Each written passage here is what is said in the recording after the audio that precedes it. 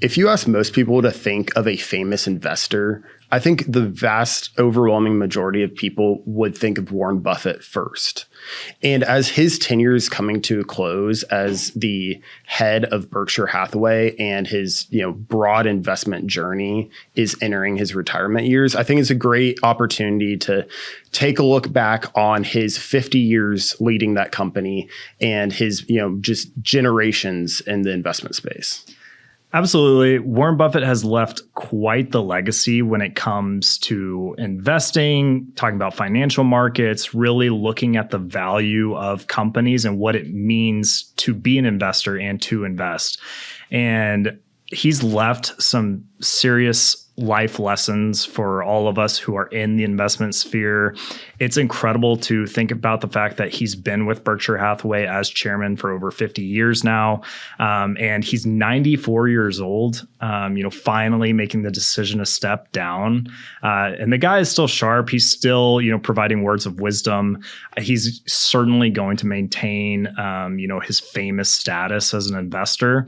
And yeah, I think it'd be great to go through some of his life lessons today and just what has made him, this icon in the investment space. And I think it's worth including in there as well Charlie Munger, his business partner for many, many years, really since the beginning of Berkshire Hathaway, who recently passed away. And so now Warren is stepping down.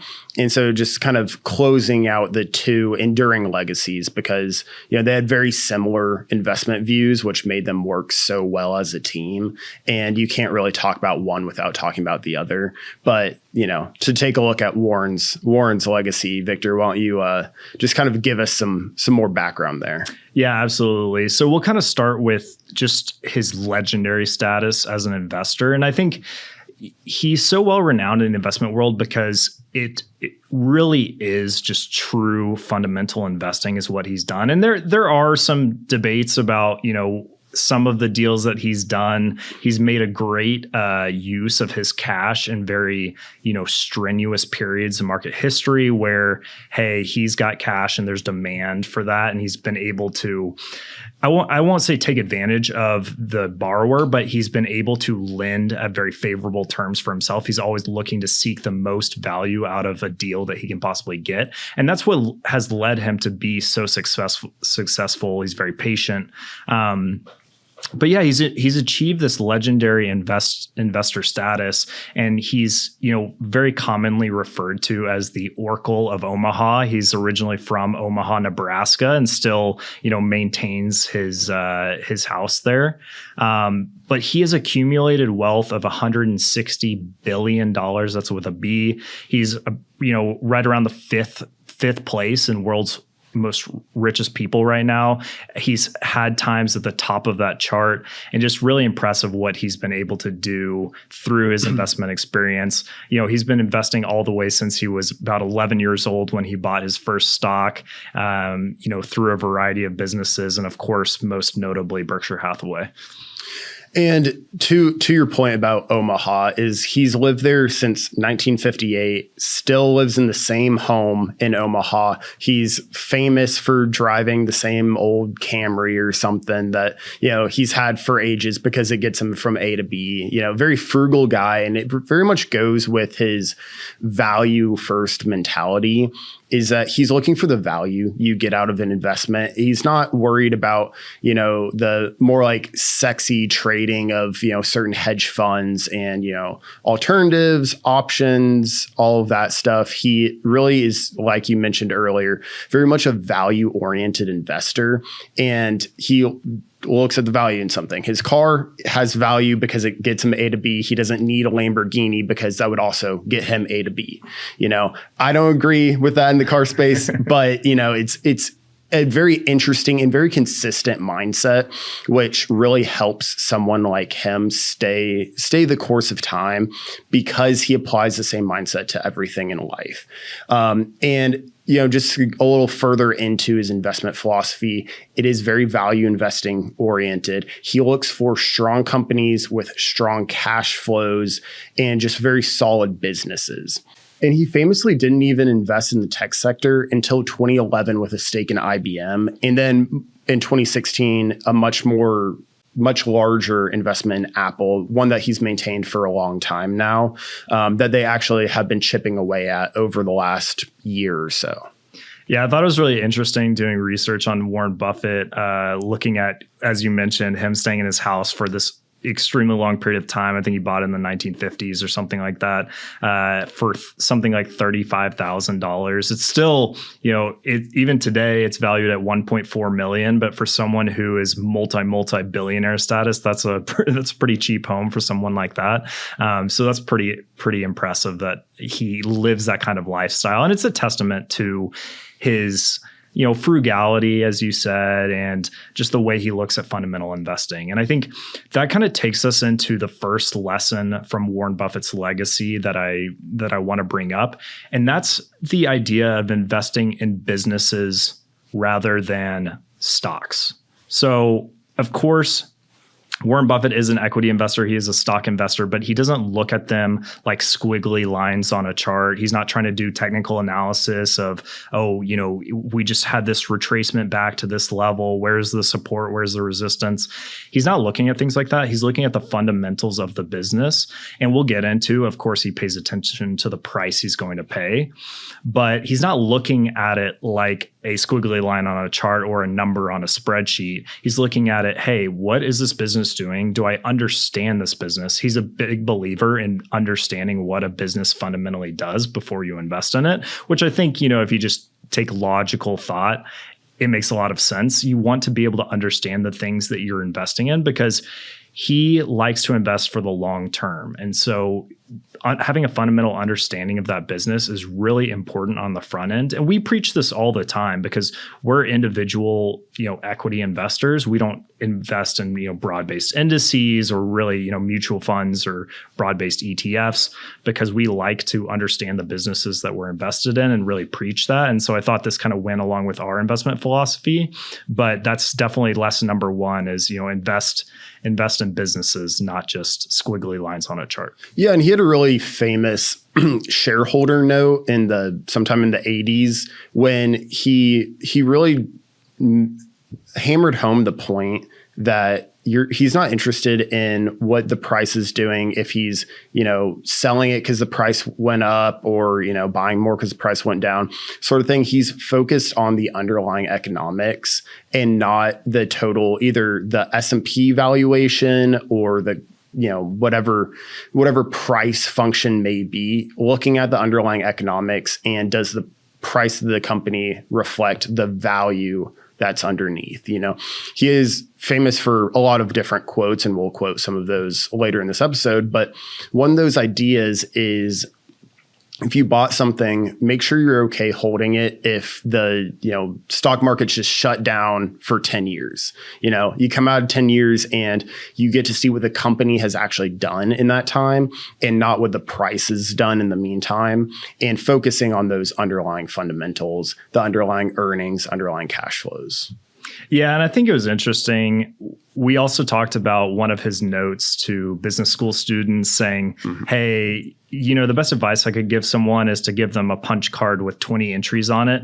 And every time you make an investment, you take out one of those punches, just saying, have a lot of conviction behind the investments that you make. Make sure you're doing your due diligence, make sure you're doing the research, because when you own a company, and we preach this as long-term investors, is the idea is to hold it really as long as possible and to see that growth, see that cash flow improve over a long period of time.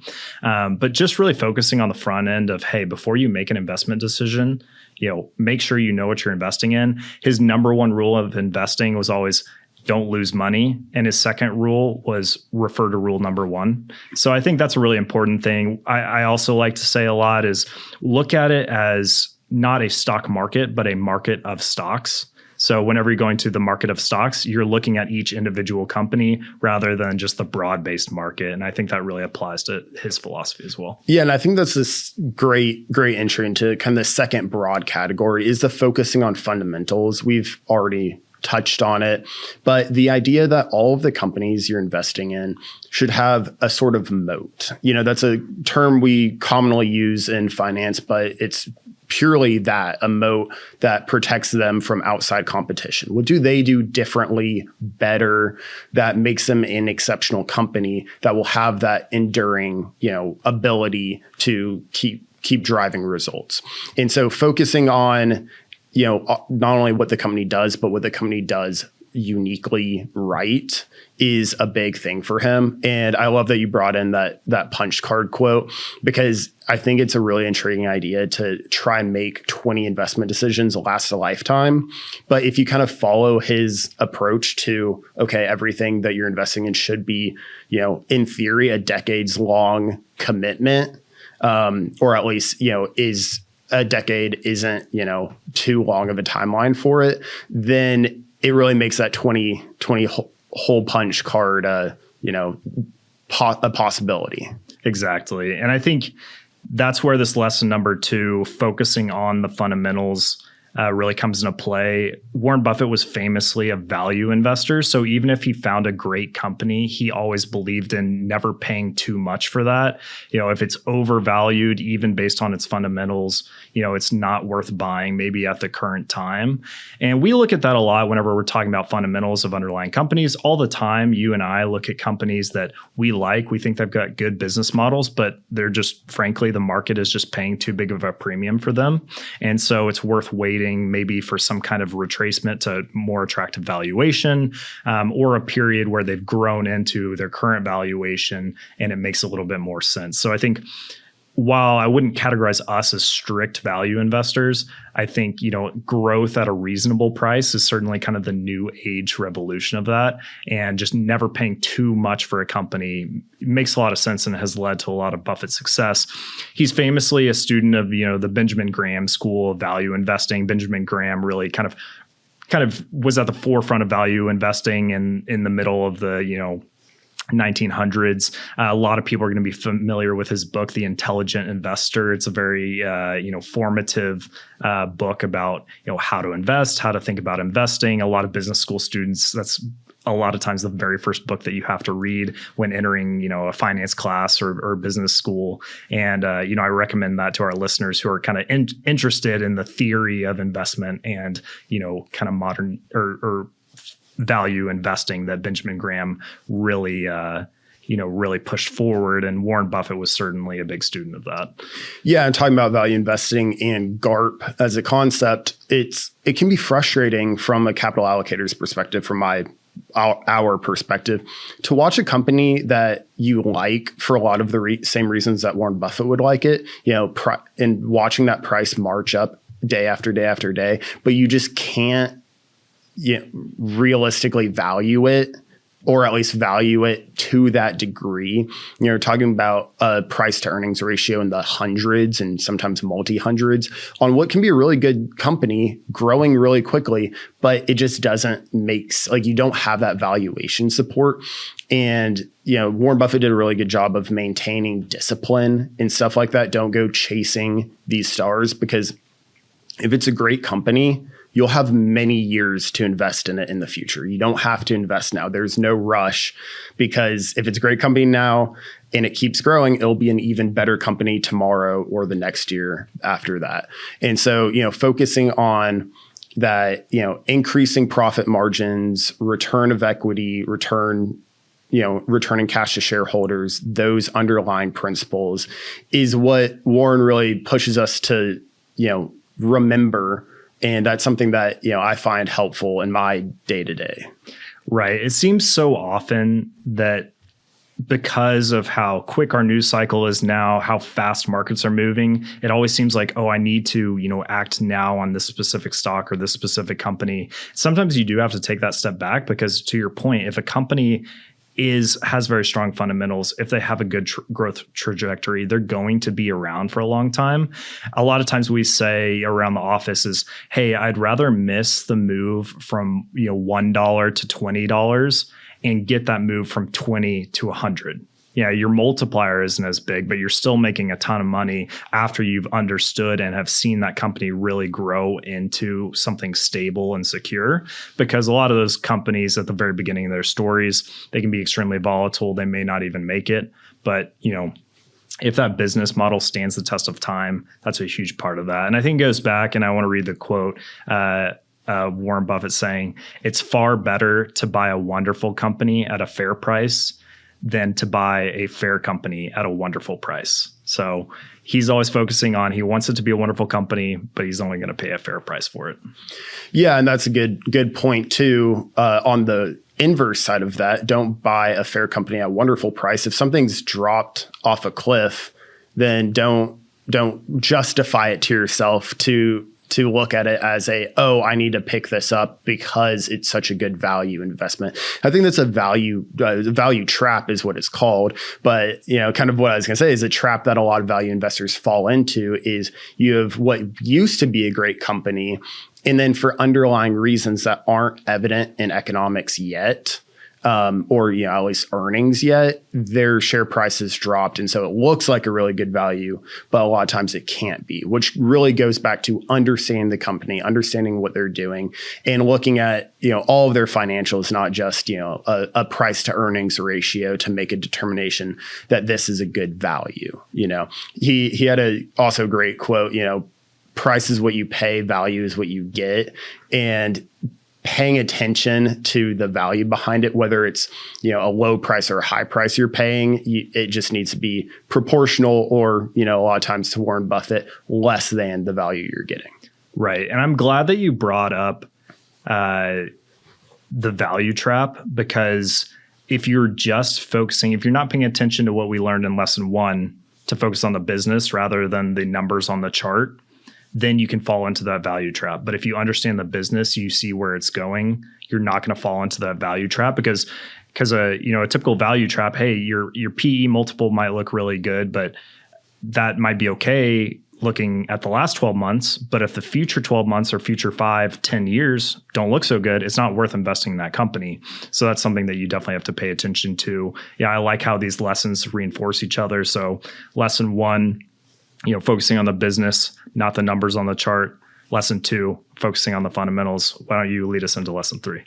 And lesson 3 is something we've, mentioned before. A lot of this is, it all goes together so well. So we can't, mention lesson 1 without components of lesson 2. But lesson 3 being invest for the long term, but take advantage when opportunity strikes. And so that's something that you've mentioned before. We've talked about his long-term investment horizon, where he's always, famous for saying his favorite investing horizon is forever. And so, not looking at these as trades or even short or medium term investments, but what are companies that, can stand the test of time and really last forever, as he says. But also having the cash on hand a lot of times to take advantage of opportunity whenever it presents itself. Berkshire Hathaway has hundreds of billions of dollars in cash sitting on the sidelines right now, waiting for opportunity to be reinvested. And a lot of people have been questioning, there's a cash drag on this. Their returns aren't going to be as good because they have all this, cash hoard over to the side. But it's really what has, paid so many dividends for Warren Buffett in the past is not feeling the short-term pressure to invest that, because if you feel short-term pressure to invest it, you're making trades, you're not buying companies forever, and really waiting to, put that capital to work whenever there is a big retracement in levels or when there is stress in the economic system. Yeah, absolutely. And I think it's important to, we talked about focusing on the fundamentals, paying a fair price. But you mentioned taking advantage of opportunity. It's whenever there's opportunities in the market. One of his famous quotes is "Be greedy when others are fearful." Another one is, "Big opportunities come infrequently. When it's raining gold, reach for a bucket, not a thimble."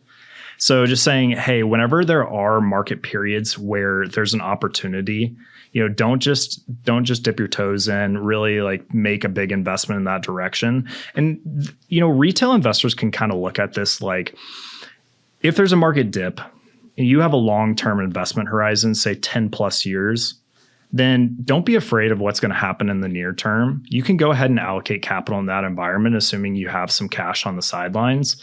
And yeah, it may not bounce back over the next 3 months, 6 months, maybe not even a year or a couple of years, but over a 10-year time horizon, you're going to be glad that you bought at those depressed price levels. Because if you can invest, going back to lessons 1 and 2, if you can invest in businesses that have strong fundamentals and take advantage of an opportunity where you can get an attractive price on those things, it's worthwhile. We saw that with investors who allocated capital during COVID, even most recently in that April timeframe when you saw the recent lows in the markets. And then all of a sudden we, bounce kind of right back to where we were before. And anyone who was patient enough, and we didn't realize it was going to be this fast of a rebound, but if you can be patient enough and take advantage of those opportunities when they strike, go ahead and do so. And that's why he is such a big fan of holding cash. It's kind of funny because Berkshire Hathaway has become so diversified, but he also values that cash so much that they still haven't issued a dividend. I think they issued one dividend back in the 60s, and it was the only time that they ever did it. It was something like 10 cents, and they haven't ever issued a dividend since. So he is a true valuer of having cash and cash flow, but then once there's that opportunity strikes, really taking advantage of it. Yeah, and that's a great way to wrap that up, is that, this opportunity doesn't come every day. And so if you're waiting around for it like he did, then be committed to it. And when you find it, put your money where your mouth is, kind of thing. And that's, a different perspective than I think a lot of investors have, especially on the retail side, because it's harder to value these companies. It's not a simple task to really assign a proper value to a company. And so to be able to be that, committed to it is really hard if you're not, intimately familiar with all of the company's financials, all of, where are things, where should they be, what is a good return on equity for a company, that kind of stuff. And so from Warren Buffett's very educated, background and position, he can make these very convicted bets in companies when opportunities arise. And, with that, why don't you take us into kind of what everyone's looking for? What's the punchline? What is Warren Buffett's, best investment? Right. So I thought this was so important and valuable knowledge that I wanted to share with our listeners, is that Warren Buffett believed that the best investment that you can make is, it's not in stocks, it's not in bonds, it's not in real estate, it's not in alternatives, it's not even in Berkshire Hathaway, but it's in yourself. And I think that is timeless knowledge. When you can invest in yourself to learn a new skill, a new talent, in your knowledge, whether that's markets or something that you are more interested in, it's worth investing in yourself. And I want to read this quote, as he said, "Generally speaking, investing in yourself is the best thing you can do. Anything that improves your talents, nobody can tax it or take it away from you. They can run up huge deficits and the dollar can become worth far less. You can have all kinds of things happen. But if you've got talent yourself and you've maximized your talent, you've got a tremendous asset that can return tenfold." And I think that's really true, is that we're always going to have our own capabilities, no matter what happens in global markets. I think that's something that you and I have to remind ourselves of a lot of times, is that, markets can swing all over the place. Things can happen on the geopolitical stage. You can have currency changes. You could even have wars. But investing in yourself is always valuable. And that's something that you can carry with you for the rest of your life, whether it's, your health, your knowledge, your skill set. And I'm happy to see it from someone like Warren Buffett. Then again, maybe it's easy to say when you're worth $160 billion, but I really liked that takeaway. But yeah, it certainly worked out for him. So it's kind of hard to argue with. And this is a point that a lot of CEOs make, but it's one worth reiterating, and one that's very commonly attributed to Warren Buffett. And in preparation for this, I was looking for a quote that I thought came from Warren Buffett, but that might just go to show how pervasive he is in the investing community, that even something that might not be, something that he said, but a good piece of advice gets attributed to him anyway, is really focusing on durable knowledge and less on your day-to-day headlines that quickly becomes irrelevant. During business school, I made a point to try and read the Wall Street Journal every day. I had a break between classes, wanted to, keep an eye on markets and what was going on in the world. And I found that piece of advice very intriguing because I was making all of this effort to try and, kind of take this advice, invest in myself. And, that's what school is for anyway. And while it's good to keep an eye on the markets because you get to see them over time, how they respond to things, so that is valuable. But a lot of the,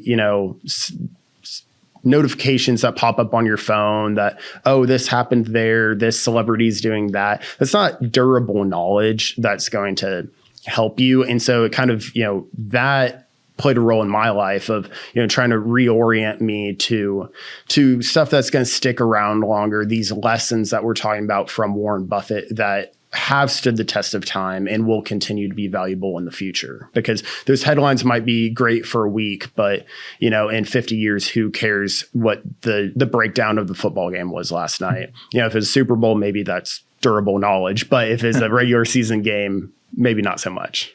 Absolutely. And I think it's worth reiterating to yourself the importance of, whenever you are following the short-term action, whether it's the news, whether it's politics, whether it's markets, trying to find the takeaways from those things, because that turns short-term events into more durable knowledge. Why did this happen? What was the cause and the effect? And getting to the core root of something rather than the surface level information, I think, is extremely valuable, and something that, Warren Buffett would certainly, press upon all of us to do. So I want to kind of, recap the lessons that we went over. I mean, there's a ton of timeless knowledge from Warren Buffett, but, we went over those, four core lessons. We may even have to do another podcast on him and his legacy at some point. But the first being, invest in businesses, not just stocks or squiggly lines on a chart. The second, focusing on the fundamentals of any kind of investment, whether it's equity, debt, some kind of alternative, understanding the fundamentals of that business, and then not paying too much for that business, finding the value in whatever it may be. And then finally, investing in the long term, but taking advantage of opportunity when it strikes. Like you said, at one point, if the market's going to shut down, if you had to close your laptop and not look at your portfolio for 10 years, maybe take advantage of an opportunity when it strikes, and then don't worry about it for a while because you believe in the long-term fundamentals of that business. And then finally, investing in yourself. I think no one is ever too old or, too experienced or too learned to make investments in themselves. So, finding that is definitely timeless knowledge. Yeah. And I'm really glad that we, took a break from kind of the regular podcasts that we do to, look at Warren Buffett's legacy, because it's an enduring one that will last, and it's full of great learning opportunities, and it's truly an end of an era. Watching him step down as chairman of Berkshire, and just really interested to see where that goes in the future. Absolutely. Well, Hunter, I think we covered it all. Appreciate your time. Great, thanks.